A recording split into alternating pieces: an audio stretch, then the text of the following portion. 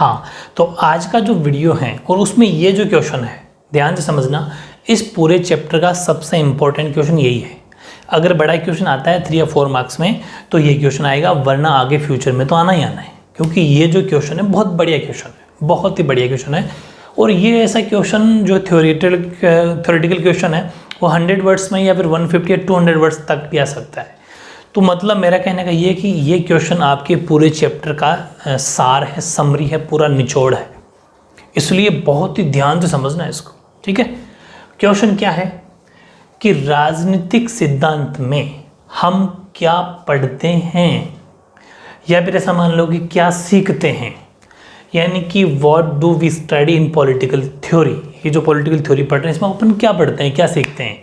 दूसरी बात, राजनीतिक सिद्धांत में या फिर राजनीतिक सिद्धांत का अध्ययन, प्रासंगिकता लिखनी है उसकी, ये जरूरी जानना। बहुत बढ़िया क्वेश्चन है। एक बार तो उसकी बातें बतानी है कि पॉलिटिकल थ्योरी है क्या, पॉलिटिकल थ्योरी में क्या पढ़ते हैं अपन, और फिर ये प्रासंगिक है या रिलेवेंट है तो कैसे है।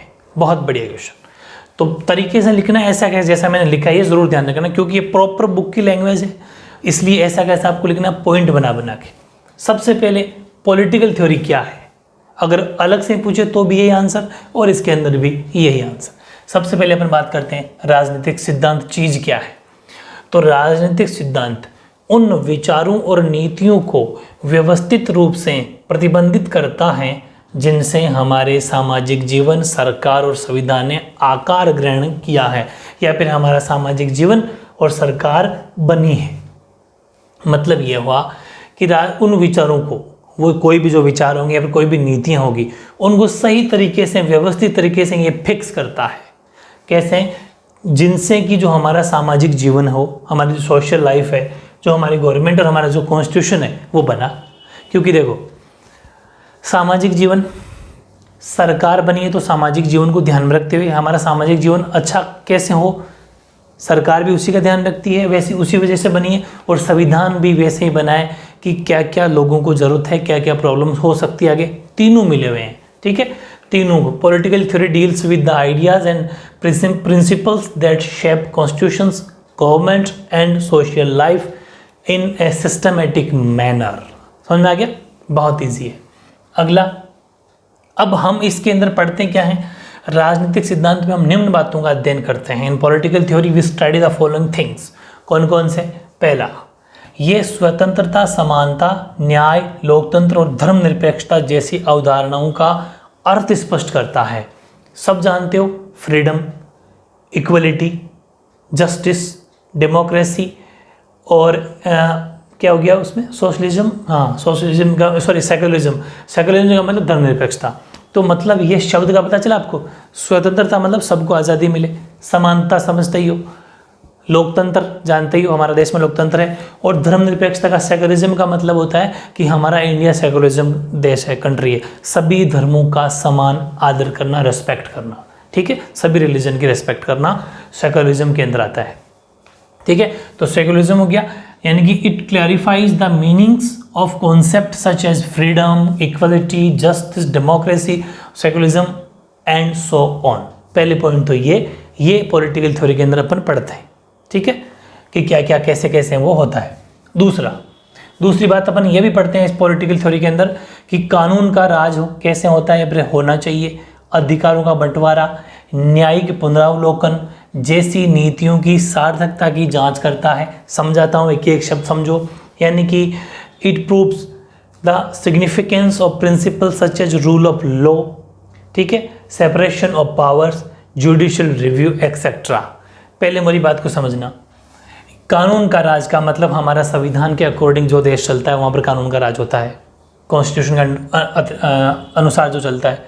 ठीक है, कानून का राज हो गया। अधिकारों का बंटवारा, सबको हक है, सबको अधिकार अलग अलग दिए हुए हैं, जानते हैं अपन। एक वर्ड आता है न्यायिक पुनरावलोकन, जुडिशियल रिव्यू। इसका मतलब ये है, हमारे देश में भी जुडिशियल रिव्यू होता है, न्यायिक पुनरावलोकन होता है। इसका मतलब ये है कि अगर किसी को कोई भी सज़ा सुनाई जाती है तो एक बार उसका पुनरावलोकन कर लिया जाए। न्यायिक पुनरावलोकन का मतलब एक बार फिर से उसकी जांच कर ली जाए कि क्या एक बार मतलब जैसे वो सही है या गलत है, वो कुछ मतलब जुडिशियल रिव्यू करना, न्याय का एक बार और अवलोकन करना कि उसको सही न्याय मिला या नहीं, ठीक है, ये शक्ति भी है। जैसे अपन भी आपने भी सुना होगा कि छोटे छोटे जो केस होते हैं पहले नीचे के छोटे कोर्ट में लड़े जाते हैं, फिर वो हाई कोर्ट में पहुंच जाते हैं, और ज़्यादा भारी मामले तो सुप्रीम कोर्ट में पहुंच जाते हैं। मतलब ये क्या जुडिशियल रिव्यू तो है, न्याय का एक बार फिर से अवलोकन की वहाँ हार गया केस या कोई जीत गया तो एक बार यहाँ चेक करो, फिर एक बार चेक करो, फाइनल फैसला सुप्रीम कोर्ट कर देता है। तो ऐसे बहुत सारे मामले हैं वो इसके अंदर आ जाते हैं, ठीक है। यह इस काम को विभिन्न विचारकों द्वारा इन अवधारणाओं के बचाव में विकसित युक्तियों की जांच पड़ताल के जरिए करता है। ये जितने भी काम हैं, चाहे न्यायिक पुनरावलोकन हो, जुडिशियल रिव्यू हो, या सेपरेशन ऑफ पावर यानी अधिकारों का बंटवारा हो, ये सब जितने भी काम है वो किन से करवाता है? किसकी बात करें अपन? राजनीतिक सिद्धांत की। यह का मतलब यहाँ पर राजनीतिक सिद्धांत है, दिस का मतलब यहाँ पर पॉलिटिकल थ्योरी है। तो यह कौन? राजनीतिक सिद्धांत। ये जितने भी तीनों चारों काम है, इस काम को विभिन्न विचारकों, मतलब जो अलग अलग थिंकर्स हैं, उनके द्वारा जो अवधारणाएं होती है, उनके द्वारा इन अवधारणाओं के बचाव में विकसित युक्तियों मतलब जो भी उन्होंने कोई अपन को कुछ बता रखा हो, उन युक्तियों डिफेंस है कि जांच पड़ताल के जरिए करता है, ठीक है। जांच पड़ताल तो होगी। This is done by examining the arguments advanced by different thinkers in defence of this concepts, ठीक है। ओके, तीसरी बात, राजनीतिक सिद्धांतकार हमारे ताज़ा राजनीतिक अनुभवों की छानबीन भी करते हैं, ठीक है। मतलब राजनीतिक सिद्धांतकार जो होते हैं, जो पॉलिटिकल थ्योरिटिस्ट होते हैं, वो हमारे ताज़ा राजनीतिक जो अनुभव है उनकी छानबीन भी करते हैं। मतलब ऑल्सो रिफ्लेक्ट अपॉन और current political experience and point out trends and possibilities for the future. और क्या करते हैं? भावी रुझानों तथा संभावनाओं को चिन्हित करते हैं। ये सब इसी में आते हैं। मतलब जो हमारे राजनीतिक सिद्धांतकार है वो राजनीतिक अनुभवों की जांच करते हैं, ठीक है, पहली बात तो। दूसरा ये भी वो देखते हैं कि भावी रुझान, मतलब आगे फ्यूचर में और क्या हो सकता है इसके बारे में उनको, और कौन कौन सी पॉसिबिलिटी उनको चिन्हित करते हैं, मतलब उनको पहले ध्यान में रखते हैं। ये चीज़ है, ये तीन चीज़ें ऐसी हैं जो हम पॉलिटिकल थ्योरी के अंदर पढ़ते हैं, राजनीतिक सिद्धांत के अंदर पढ़ते हैं। अब मेन चीज़ ये है, हाँ, अब देखो राजनीतिक सिद्धांत के अध्ययन की प्रासंगिकता, यानी कि relevance of study of political theory. पहले इसका मतलब समझो कि प्रासंगिकता इस शब्द का क्या मतलब, रिलेवेंस शब्द का क्या मतलब है। देखो इसका मतलब होता है सही, ऑथेंटिक, ऐसा मानो, ठीक है।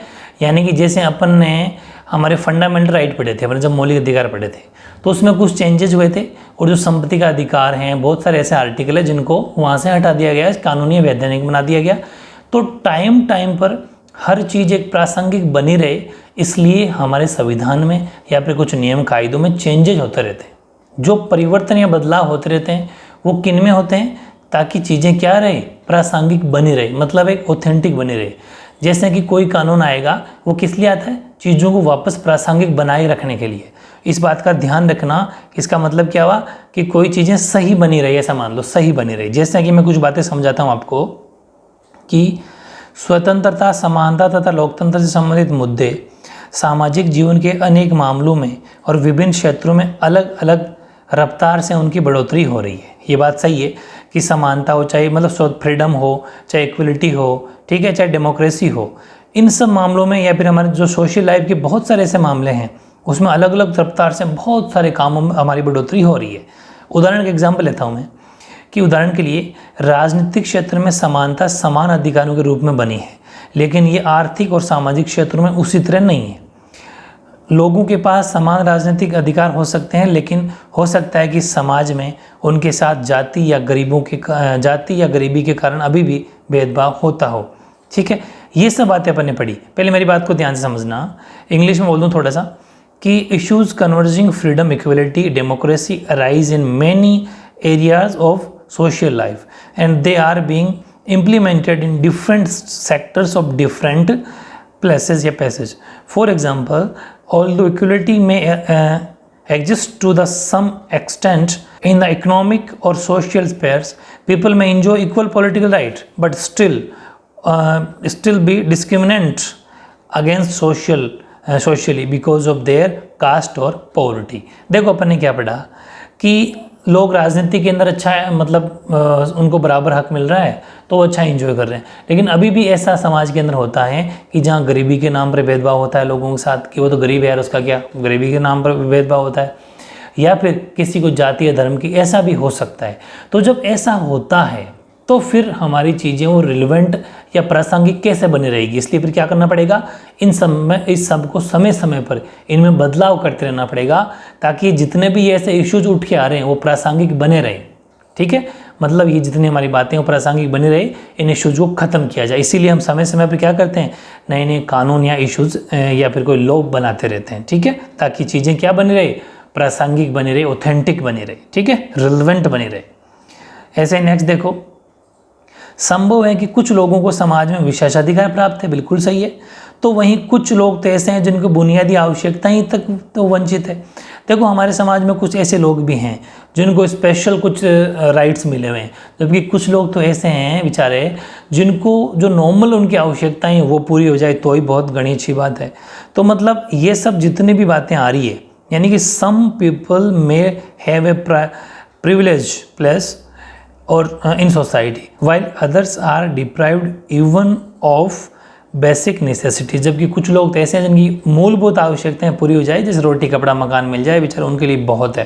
लेकिन कुछ तो ऐसे हैं जो बहुत ज़्यादा विशेष अधिकार है। ऐसे ही नीचे वाली लाइन और लिखी हुई है, कुछ अपना मनचाहे लक्ष्य पाने में सक्षम है, तो कुछ लोग ऐसे हैं कि भविष्य के अंदर इतनी पढ़ाई कर लें, थोड़ी बहुत पढ़ाई कर लें ताकि हमें लाइफ में आगे कभी रोजगार मिल जाए। ठीक है, तो ऐसे भी हैं। ये सब जितने भी भेदभाव हो रहे हैं, इन सब को मिटाने के लिए हम समय समय पर क्या करते रहते हैं, बदलाव करते रहते हैं, ताकि चीज़ें क्या होती रहे, मतलब वो क्या बने रहे, एक अच्छी ऑथेंटिक बने रहे। Some are able to activity what are goals they set for their self, why many are unable even to go to schools so that they can have decent jobs in the future. For them freedom still is a distant dream. So from the point of view the story of political theory, जो मैंने underline की है, last में जरूर लिखना है आपको कि so from the this point of view the society of political theory is relevant।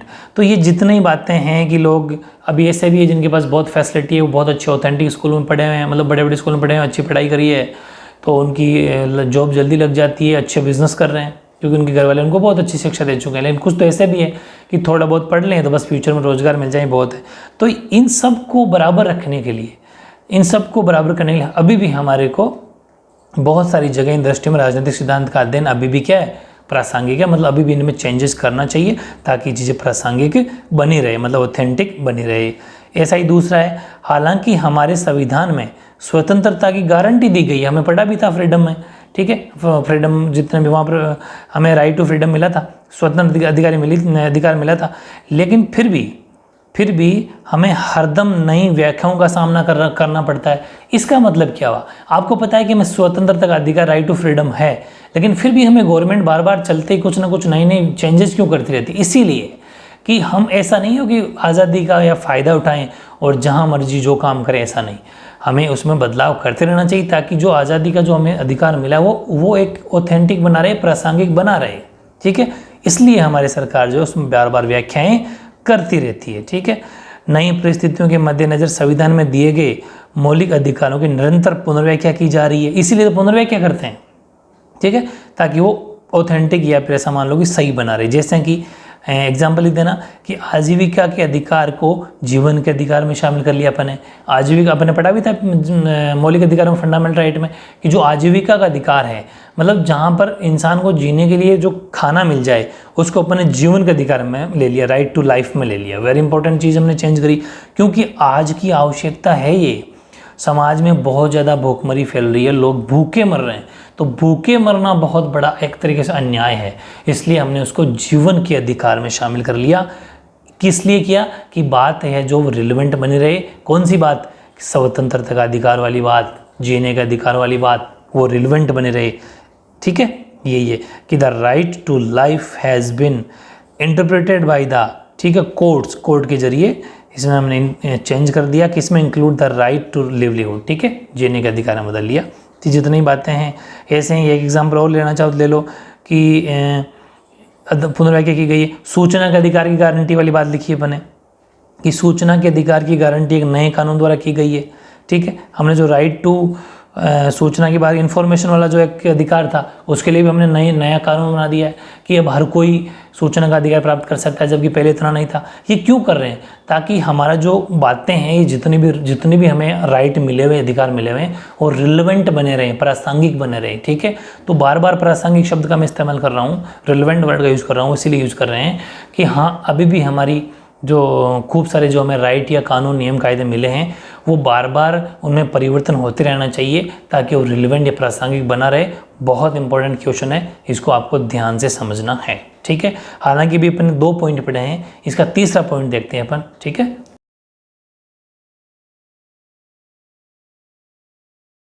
हाँ, तो वो बातें समझ में आ गई। अब देखो इसका तीसरा पॉइंट, और तीसरा पॉइंट में एक छोटी सी स्टोरी बताऊंगा मैं आपको, बहुत मज़ेदार है, वो भी आप सुनना अच्छे से समझो। पहले ये कह रहा है कि जैसे जैसे हमारी दुनिया बदल रही है, हम आज़ादी और आज़ादी पर संभावित खतरों के नए नए आयामों की खोज कर रहे हैं।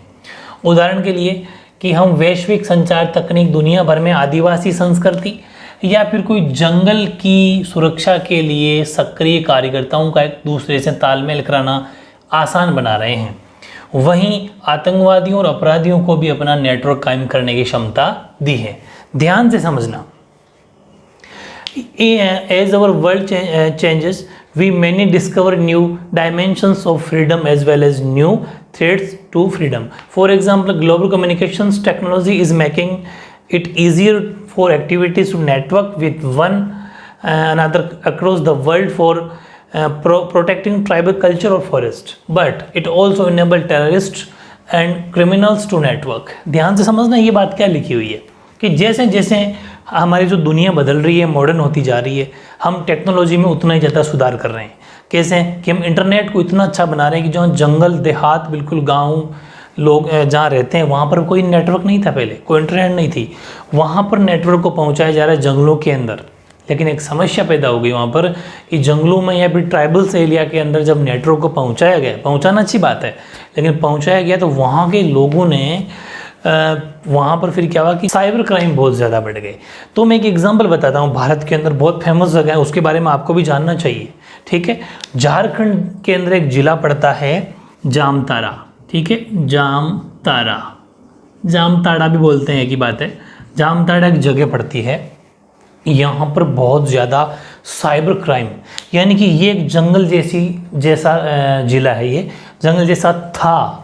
कोई भी लोग पढ़े लिखे नहीं थे, खेतीबाड़ी करते थे, ये लकड़ियाँ वगैरह उठाते थे, इस तरीके से अपना गुजारा करते थे। लेकिन जैसे इनमें से, और ना पढ़े, बिल्कुल पढ़े लिखे भी ज़्यादा नहीं थे, लेकिन कुछ लोग यहाँ से निकले। अपने झारखंड भारत में ही पड़ता है, ध्यान रखना है ना, बिहार के पास में झारखंड। तो जैसे यहाँ से कुछ लोग निकले शहरों में और उन्होंने एक टेक्नोलॉजी सीख ली। सबसे पहले एक टेक्निक सीखी कि कैसे बिना पैसे दिए मोबाइल से रिचार्ज किया जाता है। पहले तो उन्होंने ये सीखा, फिर मोबाइल में रिचार्ज करना बिना पैसों के सीख गए वो, और उसके बाद में फिर इस तरीके से उन्होंने सब लोगों को लूटा है, चाहे वो मंत्री से लेके एमएलए, मंत्री, बड़े बड़े बिजनेसमैन और ग्रामीण लोगों को जो दिन दिहाड़ी करते हैं उनको, सबको जो फ़ोन करते हैं ना कि हेलो, वो बोल रहे हैं हम आपके एटीएम नंबर बताइए, वो वाले लोग सबसे ज़्यादा जामताड़ा के ही हैं। ध्यान रखना, कभी यूट्यूब पे सर्च करना, वो स्टोरी का पता चलेगा। बहुत रोचक कहानी है। सारे ठगी है, वो चोर है, वहाँ बैठे हैं, वो फ़ोन करते हैं वहाँ के लोग, और फिर वो आपसे जैसे अपडेट के लिए मांगते हैं। लेकिन एक ध्यान रखना, लाइफ में कभी भी, लाइफ में हमेशा याद रखो कि बैंक कभी भी आपसे आपके अकाउंट नंबर, डिटेल कभी नहीं मांगता, क्योंकि उसके पास तो ऑलरेडी आपकी डिटेल है ना, वो क्यों मांगेंगे आपसे। और भी कोई अर्जेंट काम होगा तो आपको बैंक बुला लिया जाएगा। कभी भी आपसे इन्फॉर्मेशन बैंक नहीं लेता कि आपके एटीएम नंबर क्या है, आपके कॉन्टैक्ट वो क्या हैं, ये कभी नहीं लेता। आपके जो पिन है वो क्या है, कभी भी नहीं पूछेगा। ये ध्यान रखना, अगर जो ऐसा पूछता है तो वो फ्रॉड है। वो जितने ही फ्रॉड है वो जामताड़ा में पैदा होते हैं, और वहाँ के लोगों ने इस तरीके से लोगों को लूटा, इतना पैसा कमाया कि आज वहाँ पर बड़ी बड़ी हवेलियाँ हैं। इतने बड़े चोर है। बहुत लोगों को गवर्नमेंट 2017 में ही पकड़ा, बहुत बड़े बड़े, तब जाके 2017 के अंदर वो फेमस हुआ कि यार यहाँ से लोग इतना साइबर क्राइम कर रहे हैं। बस तो वो चीज़ है, कभी देख लेना आपको टाइम मिले तो, क्योंकि जानना ज़रूरी है, चोरी की जगह है। तो ये जो अपन ऐसे लोग नेटवर्क तो दे रहे हैं, लेकिन ये ऐसे अपराध भी बढ़ रहे हैं, साइबर क्राइम बहुत ज़्यादा बढ़ रहा है। ठीक है, ओके। फिर इसका अर्थ ये है कि वस्तुओं अथवा सेवाओं की खरीद के लिए अब कुछ बातें सोचना ध्यान से, कि जब अपन कोई चीज़ खरीदते हैं तो खरीद के लिए हम अपने बारे में सूचना ऑनलाइन देते नहीं देते कि भाई ये नाम है, ये इस एड्रेस पे चीज़ आ जानी चाहिए, तो उनकी सुरक्षा होनी चाहिए। इसीलिए यूँ तो, अब मेरी बात ध्यान से सुनना, सुरक्षा हो यहाँ तक, भाई अपन कोई ऑनलाइन कोई चीज़ खरीदते हैं या फिर बेचते हैं तो हम उसके अंदर हमारी डिटेल भरते हैं, लेकिन ऐसा नहीं हो कि कुछ गड़बड़ हो जाए, उसकी सुरक्षा होनी चाहिए। ठीक है, ओके। अभी तक इसको एक मिनट रोकना, फिर आगे बढ़ते हैं अपन। हालांकि देखो, इसलिए यूँ तो इंटरनेट जन, एक वर्ड लिखा हुआ है, ध्यान से समझना, अलग से आ सकता है, इंटरनेट जन। इंटरनेट जन का मतलब होता है जो इंटरनेट का यूज करते हैं उसको इंटरनेट जन बोला जाता है। ठीक है, इंटरनेट जन सरकारी नियंत्रण नहीं चाहते। हालांकि अपन जो भी इंटरनेट चलाते हैं वो ये नहीं चाहते कि हमें सरकारी कंट्रोल हो हमारे ऊपर, ऐसा तो हम नहीं चाहते कि भाई जैसे अपन कोई भी कुछ खरीदेंगे तो गवर्नमेंट से परमिशन थोड़ी लेनी पड़ेगी बार बार, फिर तो अपन कुछ कर ही नहीं पाएंगे, बहुत ज़्यादा मुश्किल हो जाएगा। तो वैसे तो इंटरनेट जन जो है वो गवर्नमेंट सरकारी नियंत्रण में, कंट्रोल में नहीं आना चाहता, लेकिन हाँ सुरक्षा की मांग करता है। ध्यान रखना कि नियंत्रण तो नहीं चाहते, लेकिन वे भी वैयक्तिक सुरक्षा और गोपनीयता बनाए रखने के लिए किसी न किसी प्रकार का नियमन, मतलब कुछ ऐसा कानून जरूर मानते हैं। परिणामतः हुआ क्या, ये प्रश्न उठाए जाते हैं कि जो इंटरनेट है उसका इस्तेमाल करने वाले लोगों को कितनी स्वतंत्रता दी जानी चाहिए, पहला क्वेश्चन। दूसरा, क्या आप किसी अजनबी को अवांछनीय, एक ही वर्ड है वो ना पूरा, अवांछनीय ईमेल भेज सकते हैं क्या? तीसरा, क्या आप चैट रूम, जो चैट करते हैं, चैट रूम से अपने उत्पाद का, यानी कि जो भी प्रोडक्ट आपने बनाया उसका विज्ञापन दे सकते हैं क्या? क्या सरकार आतंकवादियों का सुराग लगाने के लिए किसी व्यक्तिगत कोई पर्सनल ईमेल की ताक झांक कर सकती है क्या?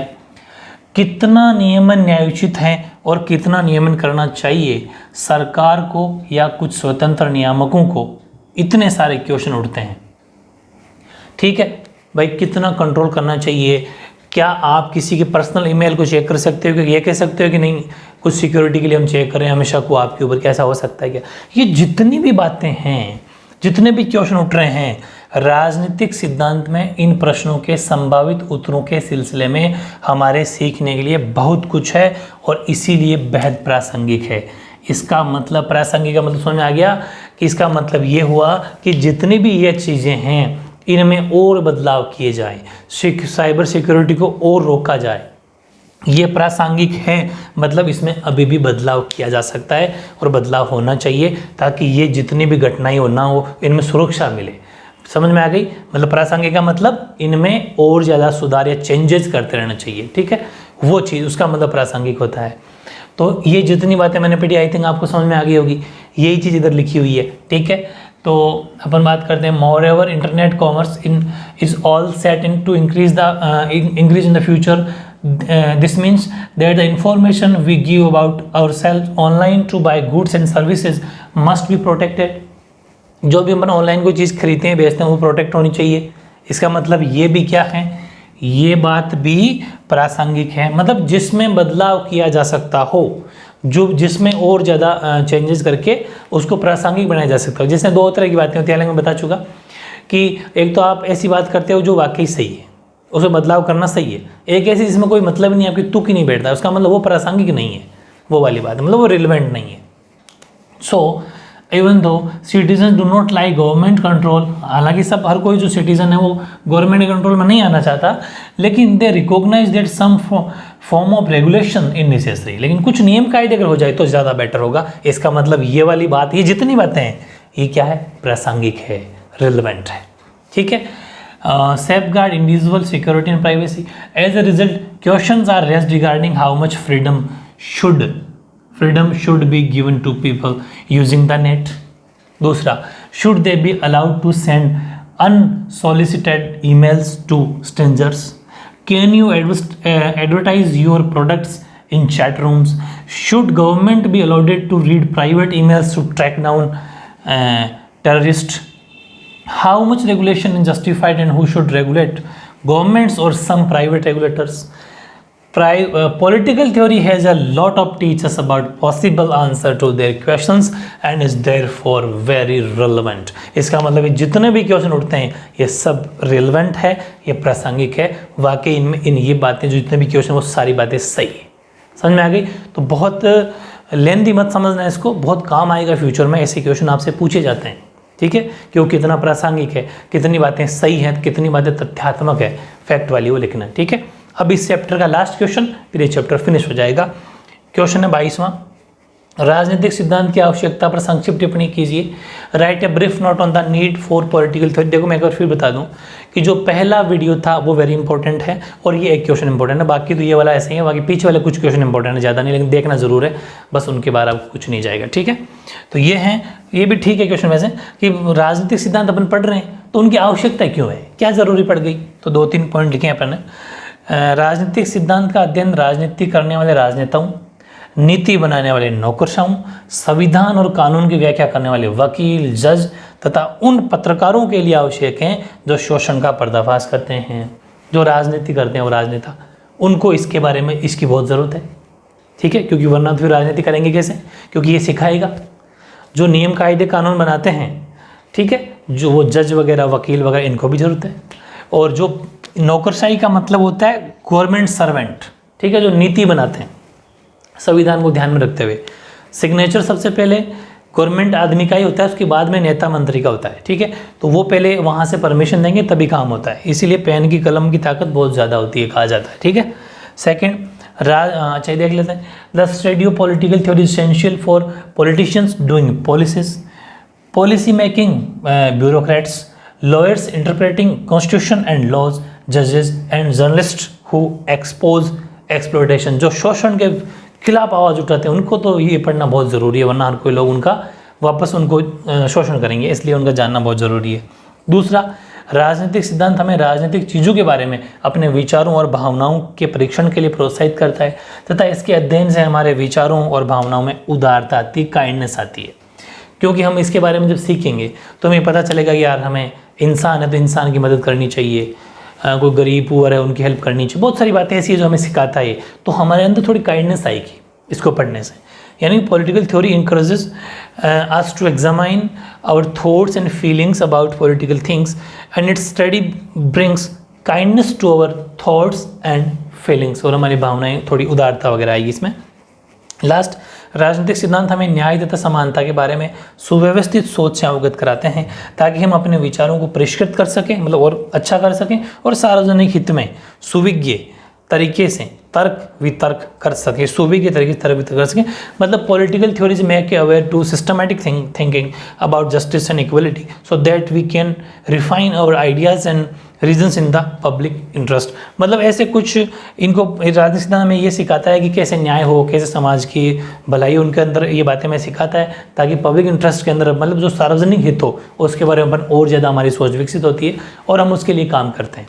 ठीक है, तो इस तरीके से अपना चैप्टर 2 वीडियो के अंदर कंप्लीट हो गया।